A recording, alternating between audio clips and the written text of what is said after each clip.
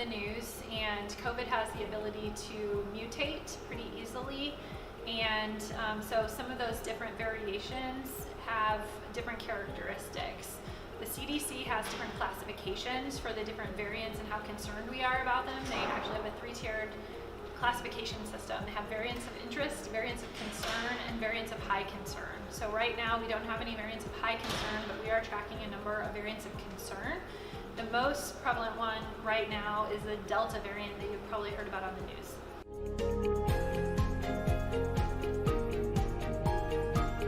So the Delta variant is of particular concern because it is much more transmissible.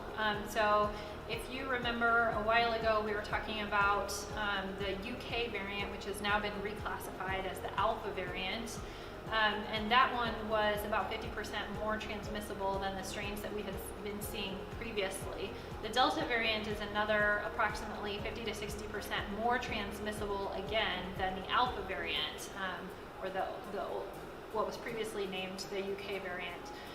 So the Delta variant is very, very infectious, which means it has a high ability to spread quite quickly and infect people more rapidly. So this underscores the importance of vaccination and making sure that we are putting up essentially a human wall of people that it can't be transmitted to halt the spread of this highly transmissible strain.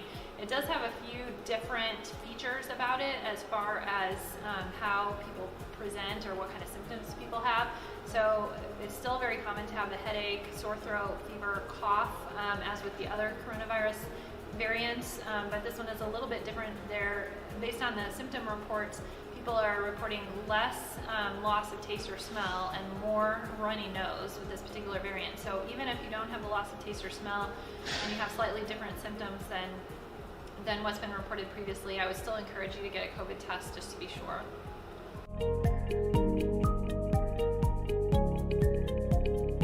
We do have Delta cases in Fishers. We are seeing more every week that they're reported.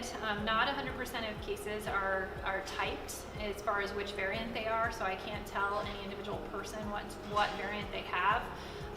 Those cases are becoming more prevalent across the state and across the country. It is now, Delta variant is actually now the predominant strain across the country.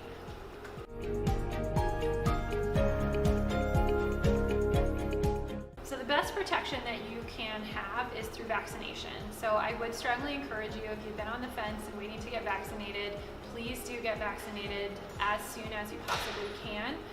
This is our best defense as a population, as a city, and as individuals to protect us from not just this variant, from any of the variants that are out there right now.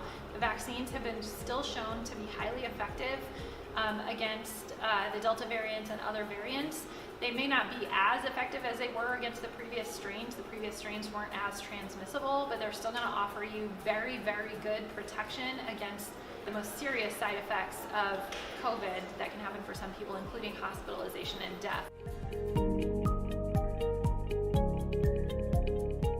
So if you're vaccinated and you're worried about Delta variant or any of these other variants of concern, we have some good news, and that is that we have very high rates of vaccination so far here in Fishers. I will say that we're not at the point that we want to be and that we need to be in order to have really strong protection for our community. So I would encourage any of those of you on the fence to please get vaccinated as soon as possible. But we are in a better position than many of the communities around us.